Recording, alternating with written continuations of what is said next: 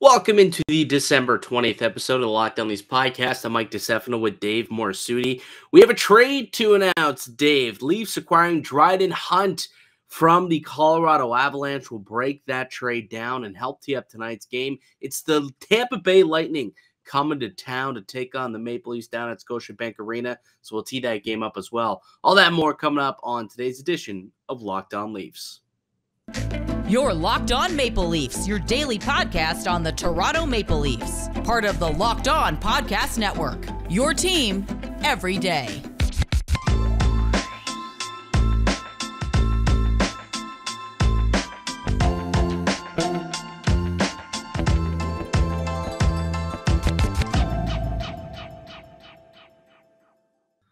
Hello and welcome into the Lockdown Leafs podcast, one-stop shop for all things Leafs. I'm your host, Mike DiStefano from TSN 1050 Toronto Radio, also known as Al's brother on TSN's Overdrive and TSN 1050's Leafs Lunch. Joining me, it's my co-host, Dave Morassutti from Sportsnet, also a writer for the NHLPA.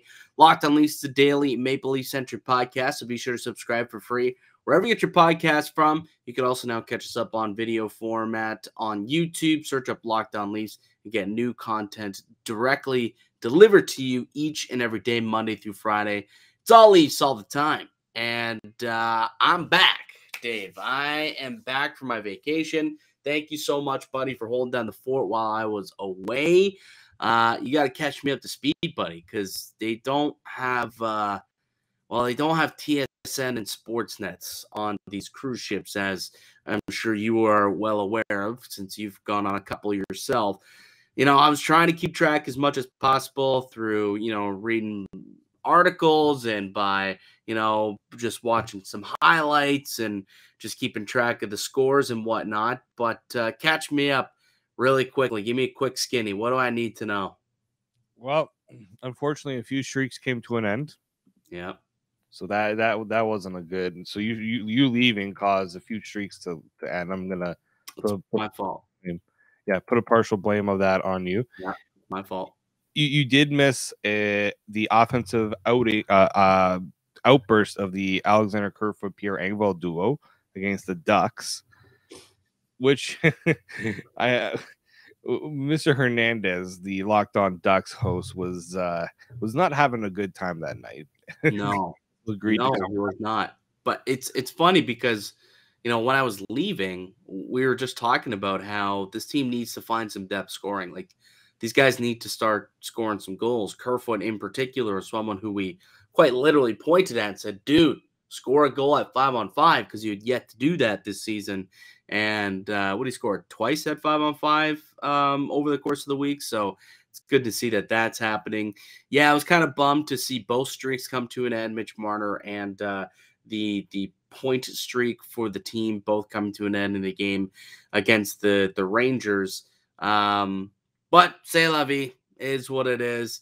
They can always get back up on the horse tonight when they take on the Tampa Bay Lightning. It'll be tough. That's a team that's won 5 in a row coming into this game. But why don't we actually break down this trade that went down before we get into tonight's game? Dryden Hunt is now a Toronto Maple Leaf. He was traded from the Colorado Avalanche. Denis Malgin going the other way. So the Denis Malgin era 2.0, that is officially over in Toronto. We'll always remember the terrific preseason that he had, and what a preseason it was, Dave. But unfortunately, unable to parlay that into a successful regular season campaign. Had a couple of good games, couple of good moments, scored a couple goals, but ultimately no longer with the team. In comes Dryden Hunt. What are your initial thoughts on the deal? Yeah, I found it to be a bit of a weird deal. Like when you look at like kind of both teams and what they're looking for, it just seems like, Toronto was looking for something different in the lineup, right? Without having to, they were probably saying if we're going to lose Malcolm potentially on waivers, we might as well see if they can get something out of him. So yeah, Sheldon Keefe alluded to the team needing some physicality. I said the team has been watching the game against the Rangers and the Capitals. It was apparent this team the physicality wasn't there, and it showed, and it led to, I think, them having a really hard time against those teams. Like, they didn't have a lot of pushback physically, and yeah, you don't want to totally change your game plan just because of a couple of games. But I feel like this was something that the team felt like they were needing. Like, I know people were upset about losing Malgin, and he's generating scoring chances, but he wasn't capitalizing on scoring chances either. The guy was on a line with Mitch Marner during a 23-game point streak. You know how many points he put up in that time? Like, I think 1. Yeah. Like, he wasn't. It just wasn't working. It just felt like the whole situation just needed a reset, and so the Leafs get that.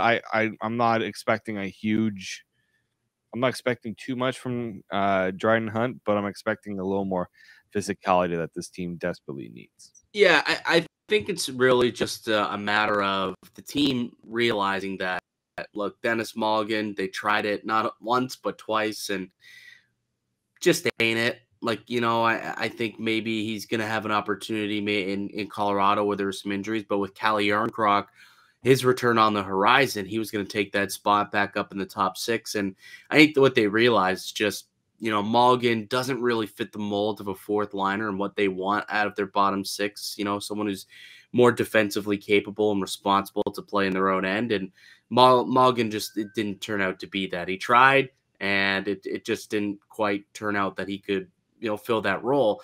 Dryden Hunt, however, can fill that role, and that's kind of exactly what he does in his own right. Quickly, I'll just give you the quick skinny about what he's all about, and then what I actually why I think this is a win for the Maple Leafs too.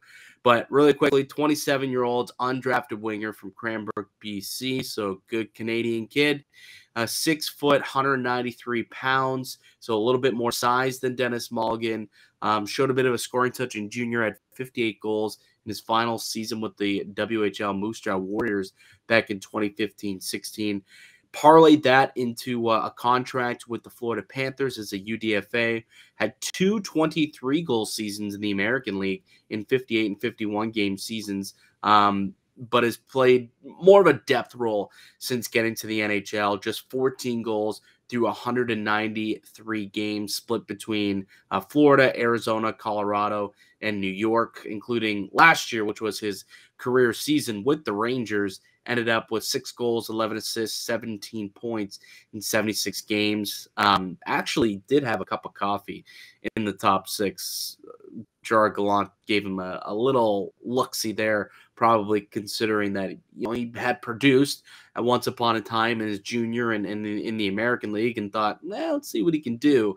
I don't necessarily think that'll be a role for him here. I don't think he'll get an opportunity in the top 6, but it's something that wouldn't be completely unfamiliar to him.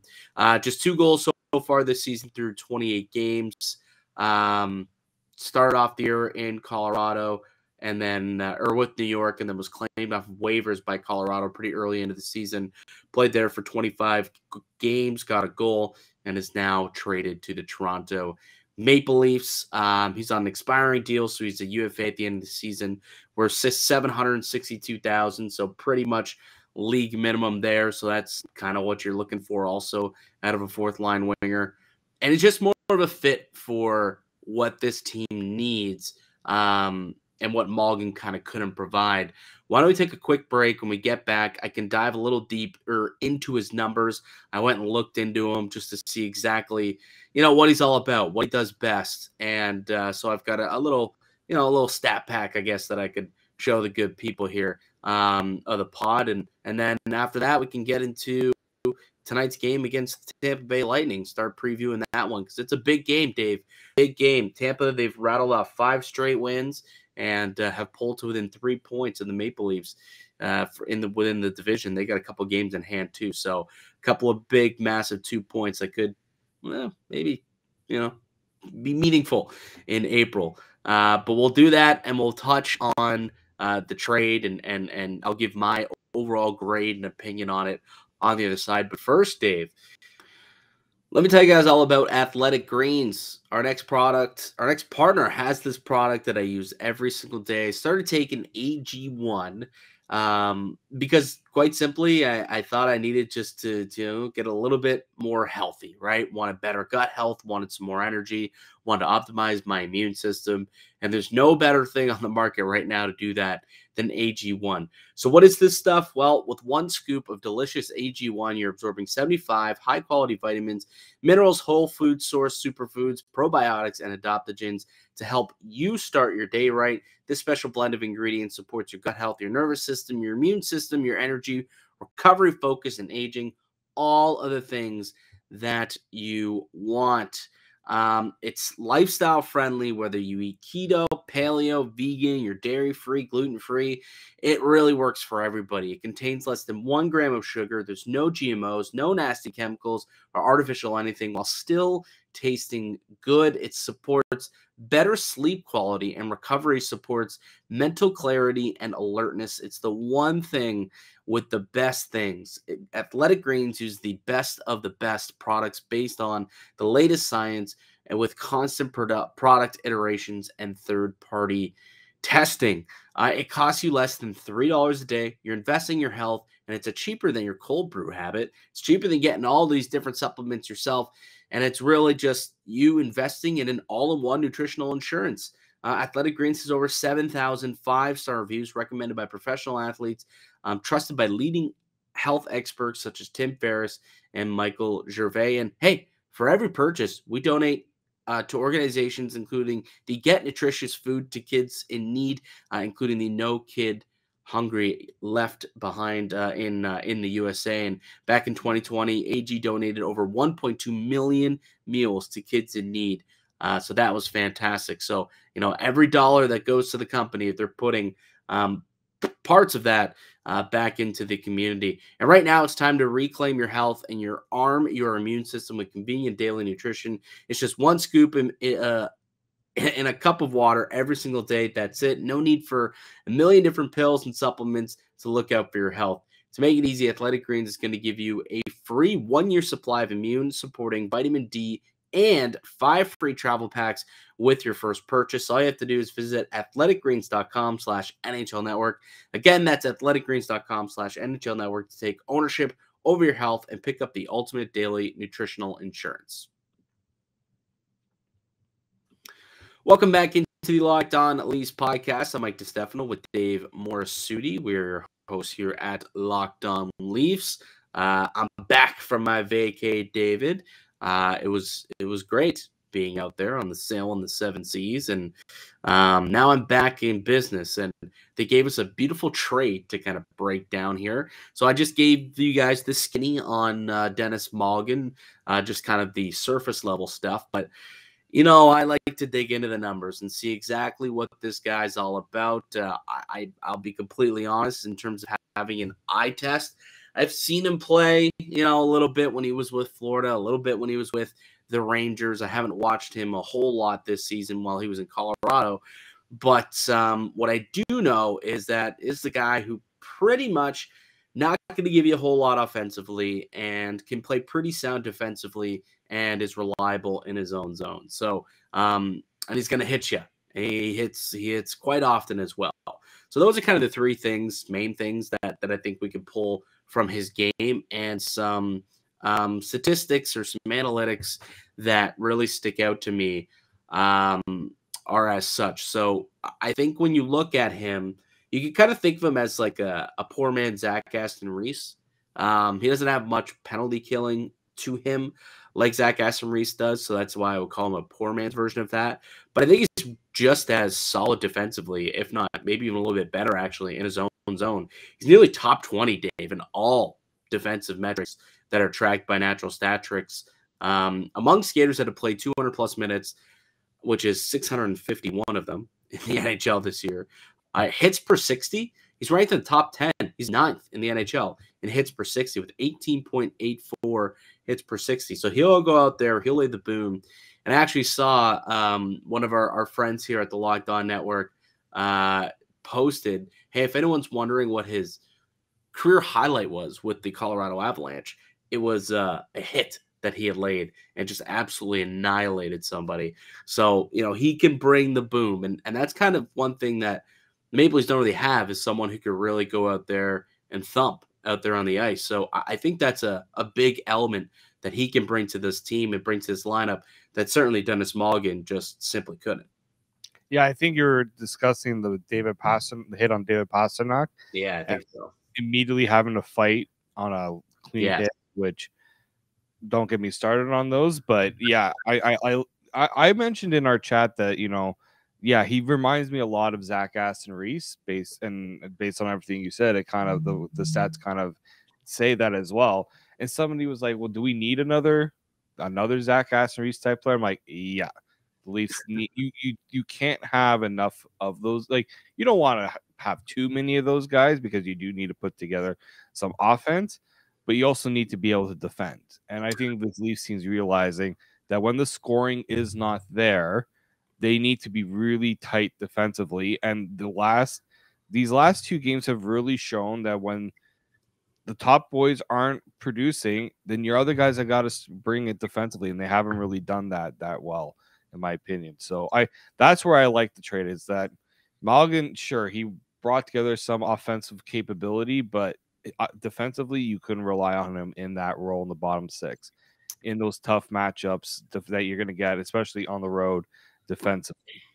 Yeah, and I've got some numbers too that suggest that he might be able to give you a little bit of offense. He's been a little unlucky so far this season, and I'll explain what I mean by that very shortly. But just a couple of other statistics and defensive metrics that I pulled up where, you know, he's ranked pretty highly in terms of defense.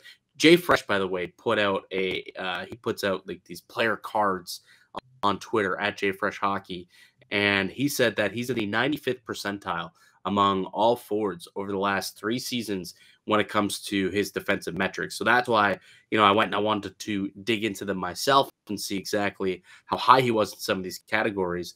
So we just talked about the hits, and yeah, so there it is right there, Jay Fresh and his, if you're watching on YouTube, that's, you know, right there, 95% even strength defensively. So that's in the 95th percentile in the NHL over the course of the last 3 years. Not a whole lot anywhere else, really. As you could see, offense just in the 28th percentile finishing. Guy doesn't finish, which is why he only has 2 goals on the season, and 14 goals in his career through nearly 200 games at 8%. And doesn't, you know, play a high level of competition, obviously, just a 3rd percentile as a 4th liner who gets very limited minutes. But a couple of, you know, digging deeper into the numbers, when you look at like Corsi, his Corsi rating is or shots against, rather, shot attempts against per 60, only giving up 45.88, which is actually 21st in the NHL in terms of shot attempts while he's out there on the ice. In terms of expected goals against per 60, just 1.99, also ranks 21st in the NHL in that regard at 5-on-5. Doesn't give up a whole lot of scoring chances per 60, ranked 9th also in that category, and the only one in the top 10 who has a sub 50 offensive zone start percentage also, which I think is notable, means that he's taking some face-offs in his own end, and he's holding his own when he's in there. High danger chances also pretty highly ranked, giving up just 8.12 high danger chances per 60, which is ranked 15th in the NHL. And he has a positive giveaway takeaway ratio as well. So all of those kind of combined give him that 95 percentile defensive rating that Jay Fresh has given us in his player card. And when I told you that there were some numbers that spoke to me offensively that suggested maybe perhaps they're not that he's going to be anything more than 4th liner. He will only be a 4th liner, I believe. That's where he's probably going to be, you know, most effective, let's say. And not even that he's going to be a big-time goal scorer or he's going to provide a lot of offense, but even he could provide a little bit more than the 2% that he is, or the 2 goals that he has this season. And that's it. He's got 2 goals and no assists. But when I was taking a look at the numbers, goalies, you know, or his teammates haven't been finishing for him either. When he's on the ice, he actually has a league worst league worst team shooting percentage when he's out on the ice at just 2%. They're scoring on just 2% of their shots when he's out there on the ice. And his personal shooting percentage over the course of the last 3 years is about 7.3%. So it's really just kind of people around him struggling to finish. He's not finishing as much himself this season as he has in the past couple of years. So I think that there's a little bit of bad puck luck going on with him when you've got, you know, a 5% difference in your shooting percentage and then the on ice percentage of what your team is and what your teammates are, you know, could suggest that there could be some progression in his point totals and, you know, picking up some assists and maybe even an extra goal or two.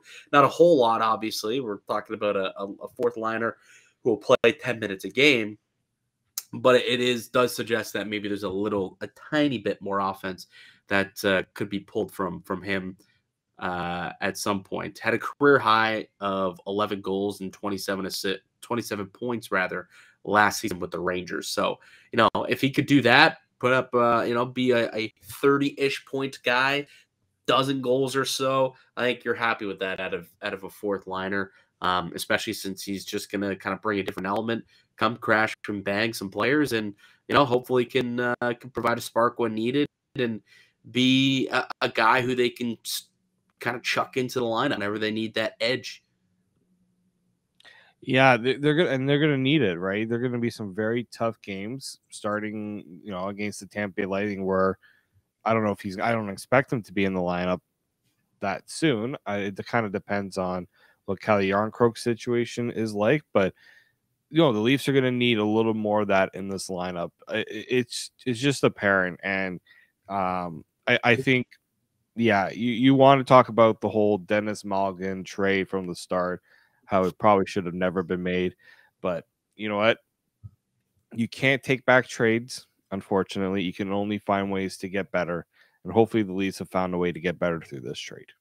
Yeah, even if it's only like incrementally, at the end of the day, I think the biggest thing that Leaf fans can take away from this trade, and you know, obviously Mason Marchment aside, we're not even going to bring that angle into it, but you know, it's a guy who brings a different element to this team, somebody who's more suited for a fourth line role, which is clearly what they need. And Denis Malgin couldn't provide that, and Dryden Hunt can. And then he can go around and he can hit people, and he'll stick up for himself. He could fight, and he could defend in his own end. And Sheldon Keefe could feel, you know, responsible putting him out there, and I think that's a good thing. So, and he can play both wing spots, by the way, left and right wing. So that's also just a little bit of versatility that clearly the Maple Leafs love to see, a la Kerfoot and Yarncroc, and Engvall can play a couple of positions. So that just kind of bodes well and kind of is more so up the Leafs' alley, playing more of a defensive game than what Denis Malgin had been able to bring. All right, let's take one more break. When we get back, let's tee up tonight's game against the Tampa Bay Lightning, the 3-time Eastern Conference champions, and a team that's nipping on the heels of the Toronto Maple Leafs. They've won 5 in a row, Dave. So we'll come back and we'll chat about that game, tee it up, give our keys, and so we'll do that when we return here on the Locked On Leafs podcast.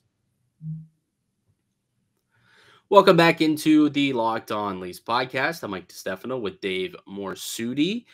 We are hosts here at the Locked On Leafs podcast, and Toronto looking to get back in the win column. They've suffered a couple of losses in a row here to New York and then to the Washington Capitals, and now in comes the red-hot Tampa Bay Lightning. When it's a 5 in a row, Dave, and they're going to look to take an important 2 points because they're only 3 points back of Toronto, and they got 2 games in hand. So if they can rip 2 points from the Leafs tonight, they'll be 1 game back with 2 games in hand and actually leapfrog them in terms of winning percentage tonight in the division. So today's a pretty big game, and ultimately everyone against Tampa is going to be a big game because the way it's looking, obviously anybody can get hot and anyone could get cold and slow down. But as of right now, this would be a round 1 matchup for a second year in a row, Tampa-Toronto. And it's going to be tight cutting down the stretch come April. So picking up 2 points against the opposition will be big when it comes to trying to get home ice advantage for the playoffs. So obviously it'll be a big game tonight for Toronto. The home teams have been victorious as of late in the meetings between these two teams, so that bodes well for the Maple Leafs. Obviously, what are you expecting to see out of the game tonight? I expect this to be a very, very close, tight checking game. Like I went to a game last year between these two teams at home, the one that Nylander won in overtime. Nice. And it was a goaltending battle. Like at that point, this is when Jack Campbell was a Vezina Trophy caliber goaltender. Early in the year, October. Yeah, we're talking like October, November. Like this was early in the year. And yeah, I just remember these types of games, like Tampa's right now, they're starting to find their groove. Unfortunately for Leafs, Tampa's finding their groove, but it's a good test for Toronto. Like this is a game that they kind of. I don't want to call it a must win, but it's one that you don't want to give Tampa any hope that they could move past you in the standings, because as you said, home ice advantage, not just in this series but in the playoffs, are going to be huge. And really, if you're the Leafs, you're trying to avoid Tampa altogether. So you got to win these types of games to avoid these massive swings in the standings. And 2 losses in a row by the Leafs, 5 in a row for Tampa, and you see how the standings change because of it. Even though the Leafs just went on a incredible tear themselves, that's how tough this Atlantic division is. There's hardly any margin for error. Yeah, no, you're completely right. It is a tough division, and you've got Buffalo that's soaring again. Florida is kind of in the weeds a little bit, but you got Boston, who's been the best team in the NHL, and not that they're running away with things early on, but they just, despite, like you said, the Maple Leafs, going 15 straight games with a point, still unable to catch up to Boston because they just kept winning games as well. So, they got to keep up in this race, and the way to do that is picking up points also on teams that are kind of on their heels, like the Tampa Bay Lightning. So I think it's going to be an important game for the Maple Leafs tonight, and I think it'll be a good one. I will say this: I went and I looked at Tampa's 5-game winning streak, and I looked at who they played. They've had a little bit of a cupcake schedule of late, so they've won 7 of their 8 games in December, and all but one have been against non-playoff teams. And that one team being the Toronto Maple Leafs, who they did win a couple of weeks ago. They beat them in overtime. But you look at this 5-game streak, they've been, I think the way that I can sum it up in these games is they've been getting good goaltending. They have a .952 save percentage in all situations, and that's from both Vasilevsky and Brian Elliott, actually, who has a couple of starts in the month of December and in this 5-game streak. But their penalty kill has been unbelievable. 107% net PK. What that means is that they quite literally are scoring more goals on their penalty kill than they are allowing on their penalty kill. They have yet to allow a goal over the course of this 5-game span, and they have 1 shorthanded goal. So literally a positive goal differential on the penalty kill through this 5-game stand. So that's a big reason for why Tampa's been on a roll here lately.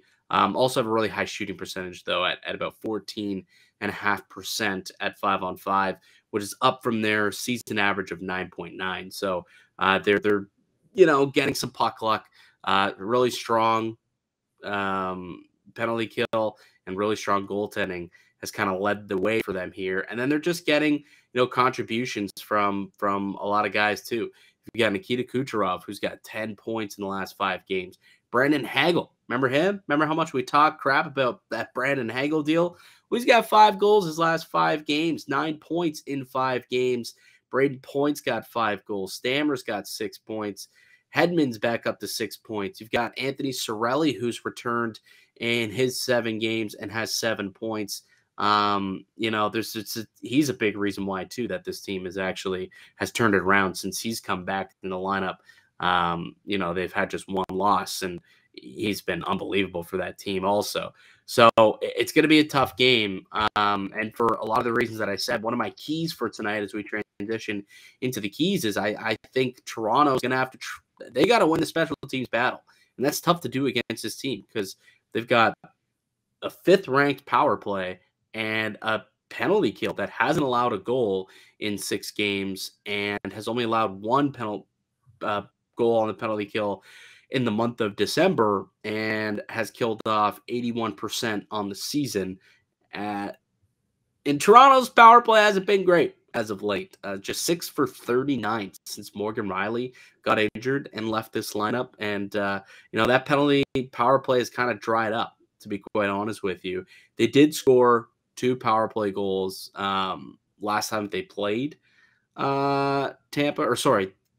The Leafs allowed 2 power play goals last time they played Tampa. So at least PK hasn't been great either. So the special teams game is going to be important tonight because it's firing on all cylinders for Tampa, not so much for Toronto, and that's kind of bad news bears if that trend continues. What's another key for tonight's game in your mind, Dave? Well, you brought the special teams. Like, I remember that game in Tampa, the penalties were killer. That's what led Tampa get back into the game when it looked like the Leafs were just taking control. So I think that's gonna be an important one. I think the big boys are gonna have to be the big boys in this game, right? Like, what's been allowing the Leafs to be successful is when their top guys are producing, and they're gonna need more of that, right? And I think the goaltending still, like, the goaltending hadn't been great the last couple of games. A little bit of a letdown. I mean, I'm not expecting them to be at elite levels that they were all season long, but the goaltending kind of dropped off a little bit in the last 2 games, and it maybe show a couple of cracks defensively in this lineup. But yeah, it's something they need to work on.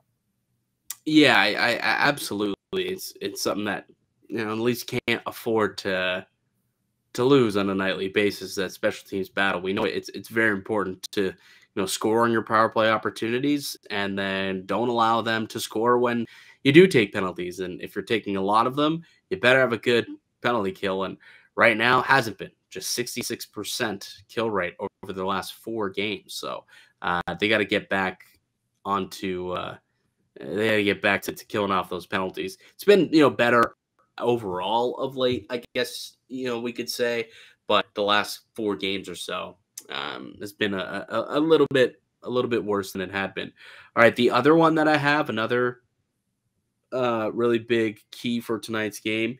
I think that the team needs to Murray's going to have to outdo Vasilevsky somehow, because now that guy's playing some really, really good hockey right now, an .844 save percentage in the month of December, and he looks like Andrei Vasilevsky again at the end of the day. So he somehow is going to have to outduel him. Now, Matt Murray has played some good hockey, not coming off the greatest performance, I suppose. His last time out did suffer a loss. However, I don't think by all accounts it was a bad performance. No. And I think that he is more than capable of showing up and playing well. He's a guy who's, been one of the top goaltenders so far this season, to be quite honest with you. And he's been really solid, in high pressure situations, and, one of the high dangerous save percentages in the NHL.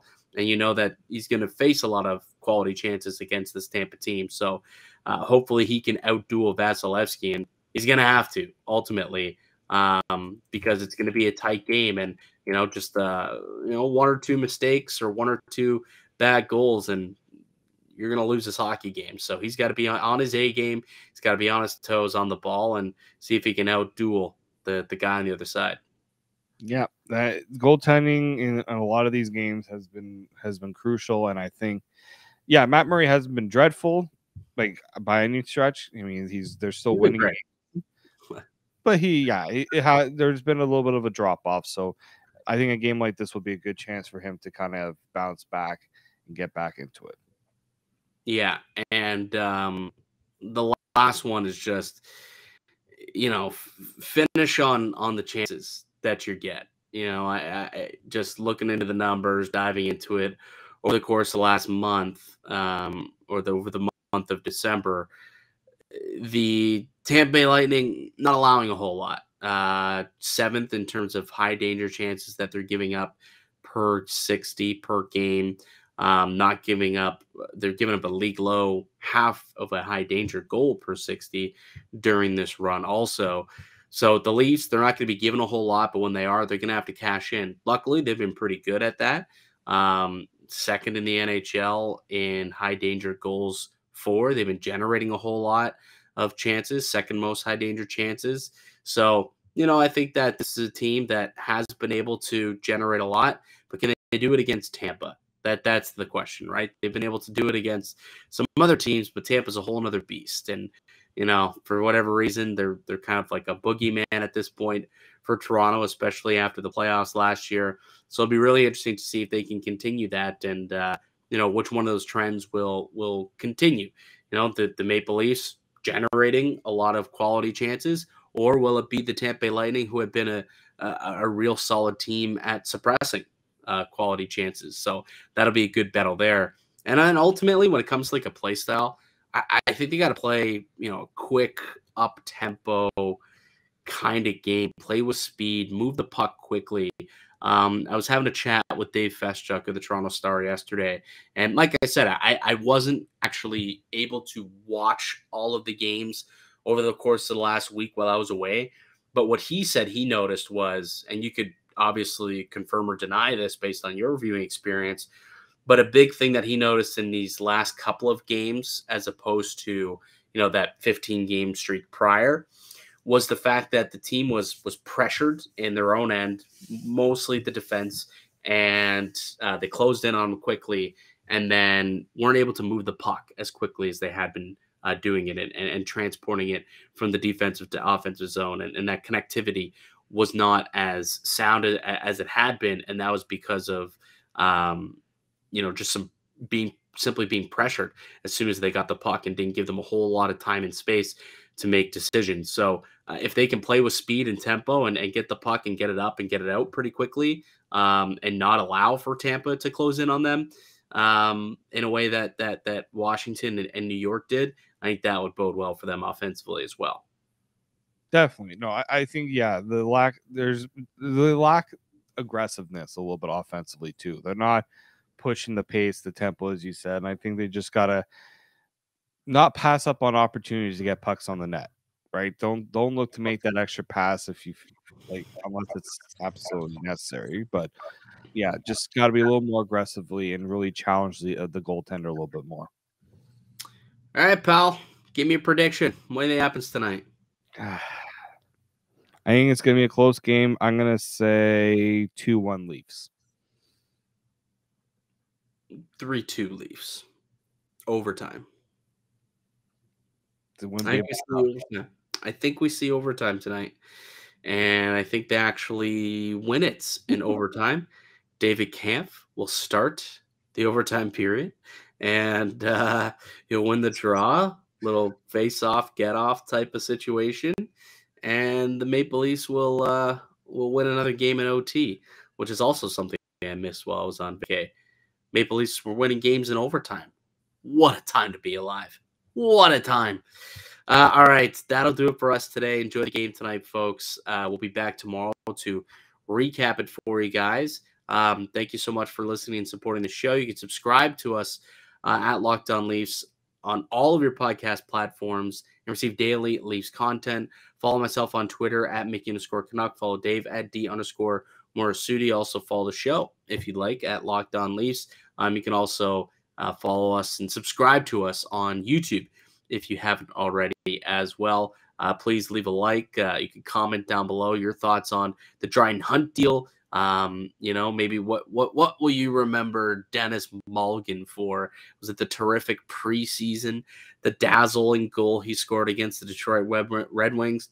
Honestly, it's probably going to be his career highlight, if you ask me, as a Toronto Maple Leaf. So you can leave a comment down below your thoughts on that trade as well. But we'll be back another episode tomorrow. We'll recap tonight's game against the Leafs. The Leafs against the Tampa Bay Lightning down at Scotiabank Arena. Puck drop at 7 o'clock. But until then, keep it locked right here on Locked On Leafs.